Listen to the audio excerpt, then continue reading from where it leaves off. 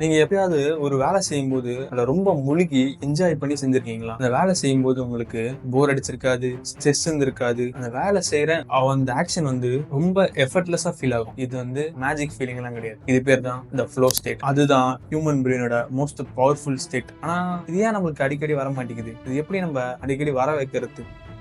அதெல்லாம் இந்த வீடியோல பார்க்க போறோம்.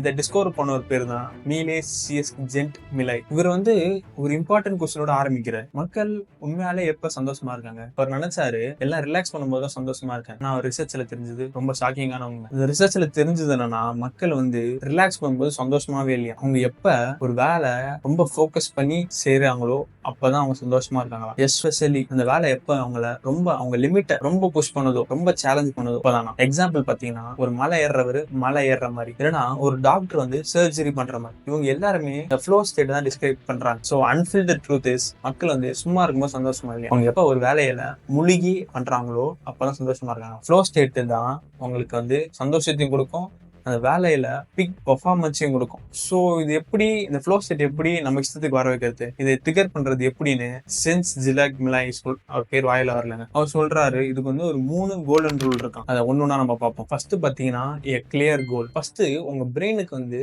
நீங்க என்ன செய்யணும் அப்படின்னு கரெக்டா தெரியும். இப்ப நான் படிக்கணும் அப்படின்னு சொல்றது ஒரு நல்ல கோல் கிடையாது.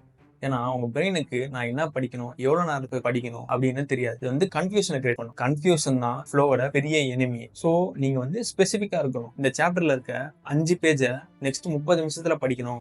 உங்க பிரெயினுக்கு ஒரு கிளியரா ஒரு மிஷின் இருக்கு, அதுக்கு சக்சஸ்னா என்ன அப்படின்னு தெரியும். செகண்ட் பாத்தீங்கன்னா த ஃபீட்பேக் சிஸ்டம். உங்களுக்கு நிமிஷத்துக்கு நிமிஷம் நீங்க கரெக்டான பாதியில தான் இருக்கீங்களா அப்படின்னு உங்களுக்கு தெரியும். இதனாலதான் வீடியோ கேம்ஸ்லாம் ரொம்ப அடிக்டிவா இருக்கு. வீடியோ கேம்ஸ்ல பாத்தீங்கன்னா உங்களுக்கு இமிடியேட்டா ஃபீட்பேக் கிடைக்கும். அதுல வர சவுண்ட்ஸ், அதுல வர ஹெல்த் பார், அதுல வர பாயிண்ட்ஸ், இதெல்லாம் உங்க பிரெயினுக்கு டேட்டா கொடுத்துக்கிட்டே இருக்கும். நான் கரெக்டான பாதியில தான் இருக்கேன் அப்படின்னு சொல்லிட்டு. ஸோ இதை நம்ம ரியல் லைஃப் ஒர்க்லயும் இம்ப்ளிமெண்ட் பண்றோம். இந்த ஒரு ஃபீட்பேக் சிஸ்டம் நம்மளே கிரியேட் பண்ணணும். நீங்க எப்ப ஒரு வேலையை செஞ்சு முடிக்கிறீங்களோ அந்த 2 to லிஸ்ட்ல டிக் பண்ணீங்கன்னா அது ஒரு பவர்ஃபுல்லான ஃபீட்பேக். இல்ல நான் ஒரு ரைட்டர் இன்னைக்கு நான் 1000 வேர்டு எழுதணும் அப்படின்னு ஒரு கோல் வச்சா, அந்த வேர்டை கடைசியா கவுண்ட் பண்றாருல, அது அவருக்கு ஒரு feedback system. Number 3 skill balance. இருக்கிறதுலே இதான் மோஸ்ட் இம்பார்ட்டன்ட் ரூல். இந்த ரூல்ல பாத்தீங்கன்னா நீங்க செய்யற வேலை உங்க ஸ்கில் செட்டுக்கு கரெக்டா பேலன்ஸா இருக்கும். இதை புரிஞ்சுக்க நம்ம ஒரு 2 சிச்சுவேஷன் எடுத்துக்கணும். ஓகேங்களா?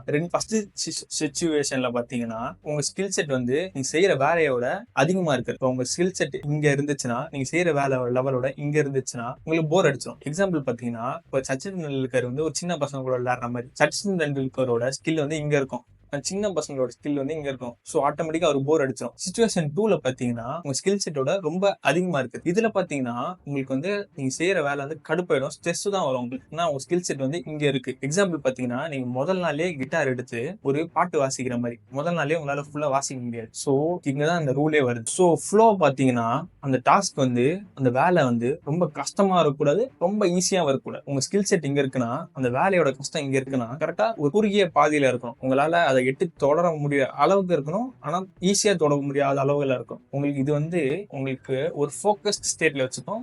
அந்த டாஸ்க்கை உங்களால என்ஜாய் பண்ண முடியும்.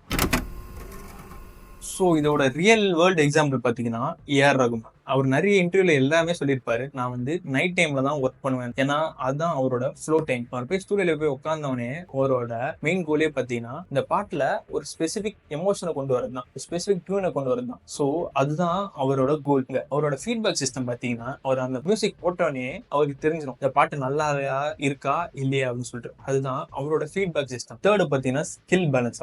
அவர் ஆல்ரெடி மியூசிக்ல மாஸ்டரி இருக்கிறதுனால ஒரு நல்லா இன்னும் பவுண்டரி பூஸ்ட் பண்றாரு. அவர் பாத்தீங்கன்னா நிறைய நியூ டெக்னாலஜி, நியூ சவுண்ட்ஸ்லாம் இன்ட்ரோடியூஸ் பண்ணி நீங்க பாத்திருப்பீங்க. He always pushes its limits. இப்படிதான் ஏஆர் ரகுமான் இந்த 3 கோல்டன் ரூல் அப்ளை பண்றாரு. ஸோ சீக்ரெட் என்னன்னா, உங்க வேலையை நீங்க ஒரு சுமையா பார்க்க கூடாது. உங்க வேலையை ஒரு வெல் டிசைன்டு கேமா பார்க்கணும். எப்ப நீங்க இந்த 3 கோல்டன் ரூல் அப்ளை பண்றீங்களோ உங்க வேலைக்கு, நீங்க வெறும் வேலை மட்டும் செய்யல, உங்களோட ஹையஸ்ட் பொட்டன்ஷியலை வாழ்ந்துகிட்டு இருக்கீங்க. அதுதான் உண்மையான கிரேட்னஸ். ஸோ உங்க லைஃப்ல எந்த டாஸ்க் உங்களுக்கு ஃப்ளோ ஸ்டேட்டை கொடுக்குது? ஸ்போர்ட்ஸா இருக்கலாம், உங்க வேலையா இருக்கலாம், மியூசிக்கா இருக்கலாம், எது வேணா இருக்கலாம். கமெண்ட் பண்ணுங்க, நான் பார்த்து தெரிஞ்சுக்கிறேன்.